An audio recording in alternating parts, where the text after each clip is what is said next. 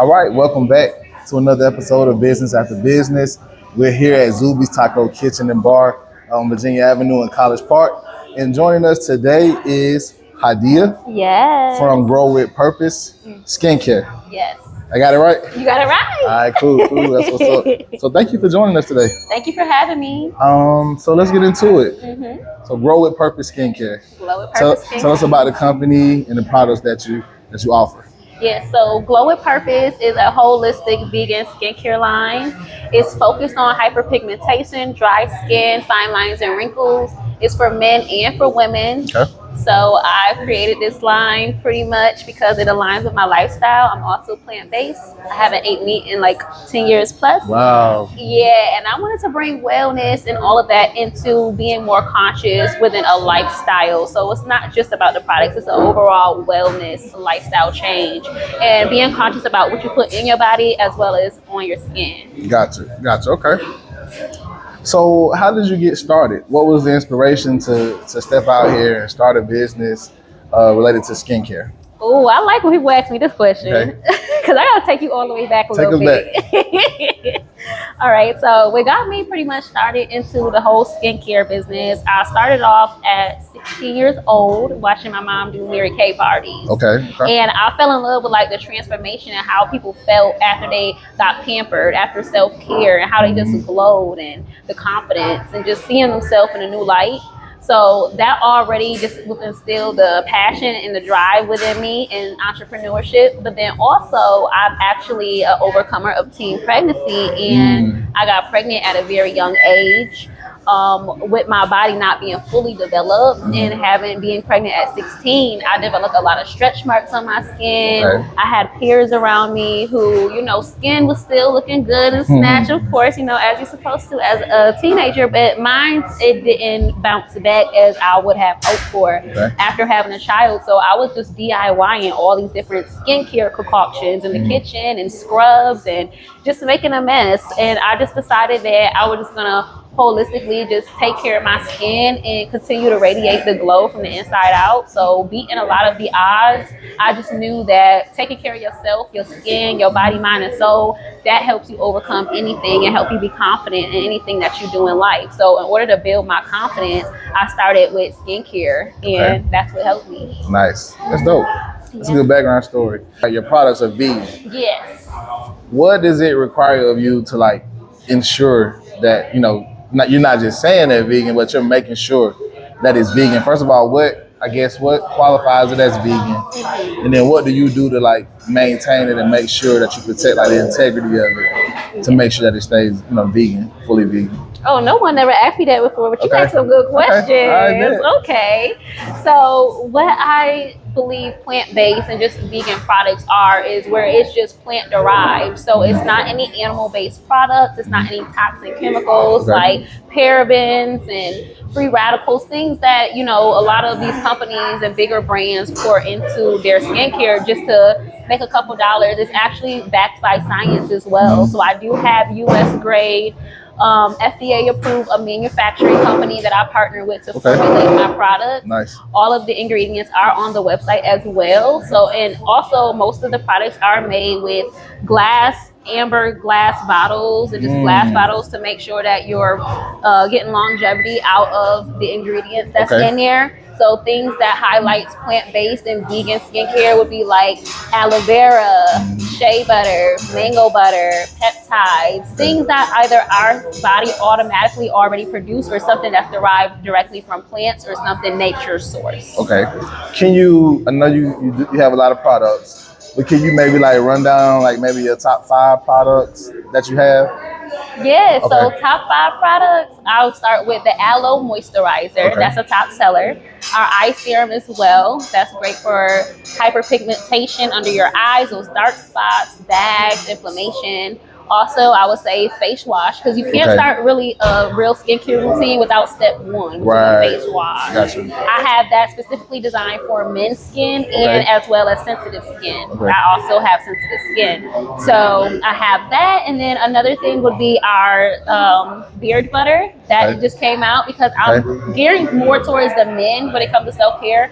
When I first had launched this business, it was specifically really for women, but I started noticing a lot of men started supporting and wanting to know more about how to take care of themselves. Like, you got really good skin just looking at you right now, you know what I'm saying? So a lot of men want to look like that, you know what I'm saying? A lot of men want to look smooth like you. So I was like, well, let me start focusing on this lane that a lot of people are not tapping into. So we have the beard butters.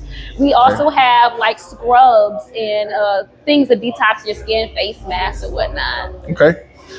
What do you think is like a common mistake or misconception that people have about like taking care of their skin? Maybe for men, like let's talk about men. Especially for men, a big misconception is that they think skincare is just for women. Like, nah, bruh. Like, when I started seeing the men coming to me and really started like supporting, just not off of just the strength of the brand, but just genuinely was wanting to know more about it, educational wise, that's when I knew, like, okay, I have to start educating more. Because there is a misconception. A lot of these men think masculinity looks tough, rough, look rugged, and it's not the case. Like, you still need to wash your face. Yeah, bro. you still need to wash your face, wash your hands. Like, come on, bro. Like, we're not doing that. It's 2025. I know you're not stepping out the bathroom without washing your hands, without washing your face. Yeah. And you know, a lot of men too, they don't know what products to use or where to even start. Like, they using body soaps and bars, like to wash their face. And I'm just like, nah, you don't want to do that either. So I think just a misconception is just feeling like it's not for you. Like, skincare and self-care is for everybody. Right. Okay. So in terms of your company, your brand, like, when did you know that you had a good product? When I started using it, honestly. I'm the product of the product. A lot of people, they start with drop shipping or just start, having to see the numbers and making the big money and all this before they know, oh, I got something. For me, it was when I seen results for myself. Gotcha. So as soon as I started making sure before I launched this product, I'm going to make sure I use the product because this is a part of me. Right. So at this point, I don't want to put something out that I'm not going to, I wouldn't use and put it to people just off for the sake of just having a business or just for the numbers. Like, I genuinely wanted to fall in love with what it is that I use. And me having sensitive, dry skin and had hyperpigmentation, circumstances with my skin, I knew like I needed something that was for me. Gotcha. So I created the product for me. And then once, I started using it over time and my skin started glowing, I started feeling good with or without makeup. I knew like, okay, this is the product. This is the one. Okay. Now, so like we talk to entrepreneurs like all the time, and we talk about like, the process of like maybe like refining a product. Like, you put something out, you get feedback, you take that feedback and you kind of adjust. Like, are there in creating your products, in terms of like the recipe or the ingredients, have you had to like change some of that before? Like, you have a product, maybe you put it out and then you had to tweak it and change something. Have you had that experience yet? I have. I actually have. I had to pivot my whole brand because when I first started off, it was actually infused with CBD oil because of the benefits of what it does for your skin. The results were amazing, but I felt like but in 2019 is when I actually started. So I felt like I was a little bit ahead of my time because even on Shopify, different e-commerce stores, me trying to sell the product in certain locations, it wasn't allowed because of it had the CBD in it. It had CBD in it. So I'm like, okay, well, I can't just have a CBD vegan skincare line at this point. I have to pivot. So that's when I took out the CBD and just made it just straight vegan, and that's what helped me get into different markets. Gotcha. Now, you said you use an FDA approved manufacturer. Yes. What is that process like in terms of like selecting that manufacturer? Did you have like multiple ones you were looking at? Like, what went into like making that decision and choosing, that path?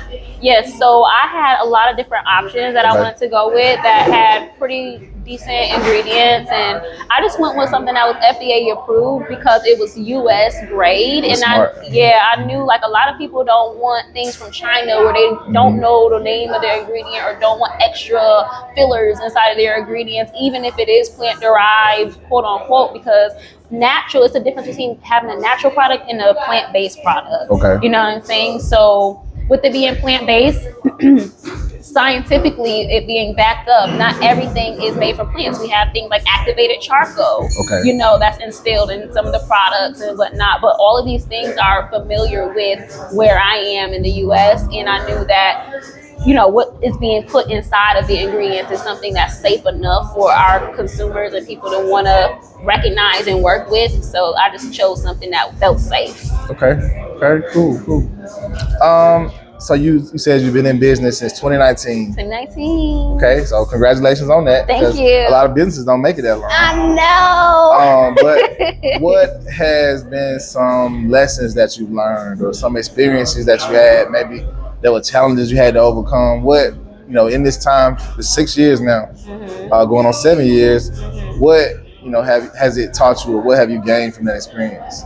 A lot of the experience that I gained has been more so personal. Okay. So it's been a lot of character building along the way. Like, it's not just you building a brand, it's you building yourself at the same time, because there's so many different obstacles and unconscious thoughts that you will get that would make you want to either detour your path or stop what you're doing or feel like things are not working the way you want it to. Definitely be tested. Yeah, definitely been tested. So it was just the ultimate faith that I knew I had to strengthen, which it was strengthened. Like they always say, like, shoot, if you need to strengthen your faith or you want to believe in God, start a business, because that's real. Because it is. Sometimes it's just you and no capital and just starting up, and you don't know which direction you're going to go in. And you may start and think, oh, this is the best idea ever, and no one supports it, and people give up easily. So resilience and just continuing to push forward no matter what happens, that has been my best experience throughout this journey. Nice. Knowing what I'm capable of. Nice. Okay.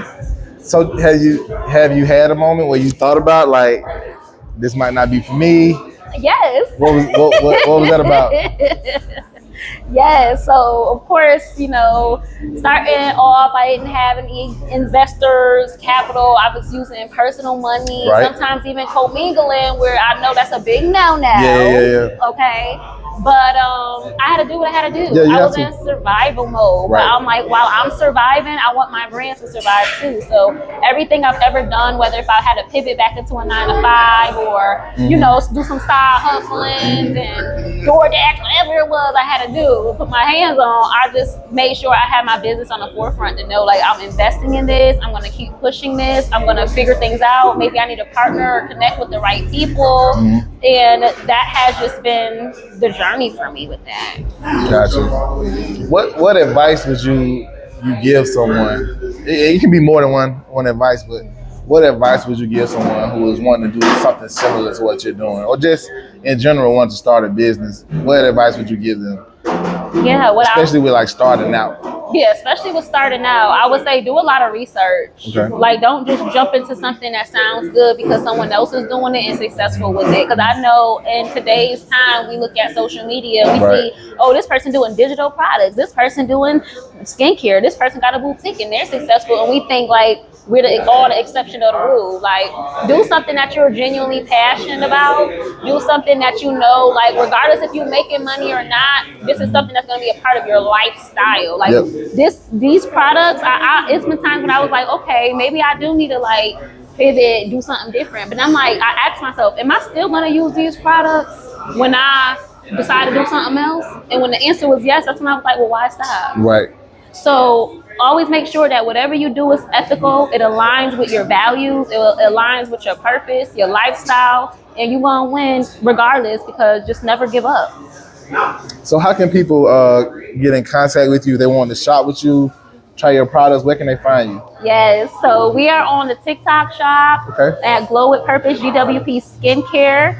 We're also online on Instagram under GWP Skincare, and as well as glowwithpurpose.com. We have a website, and we're also partnered with Crunch Fitness in Georgia. So we're going to be all over 15 locations doing pop-ups. So just make sure to sign up for our newsletter so that way you can be in the know and check out our products online. Okay.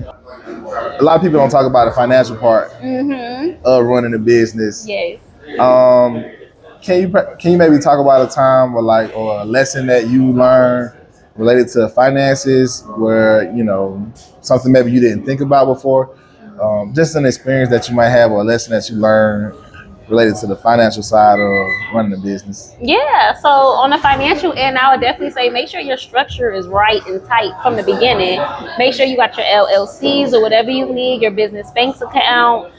Start your net 30 account to start building up that business credit. All of those things are important because you don't want to commingle your money. That's one thing that I have to learn as a startup. I know a lot of us have to do what we have to do, and we make sacrifices for our businesses. But in the long run, if you can, make sure that you're set up from the beginning with the proper structure in place so that way you can be able to gain more capital, because that's number one with a lot of the financial side of struggling as an entrepreneur is our finances and not having enough funding. Also, make sure you allocate your money in the right places. Like, don't start off trying to put all your money in inventory. Right. You could probably just start up with 1-2 products for real, and then put most of that money into like your marketing and connections and access to certain rooms that can be able to push you forward.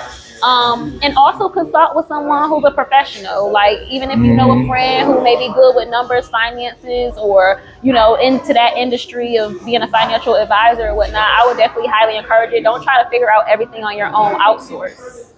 That's good advice. So you about to go into 2026. Yes. A new year. What is a goal you have for 2026, or something that you want to achieve? What do you see the business going in 2026?